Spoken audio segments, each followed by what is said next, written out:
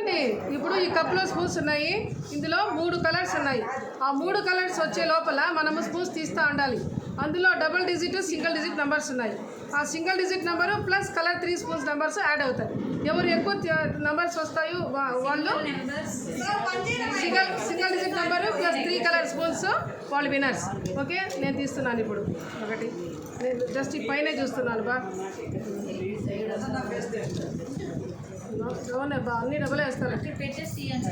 Okay, all double. ఏమైనా single ఎక్కడ అయిపోయినాయి తల్లి? నేను చూడ అసలు కనిపించలేదు.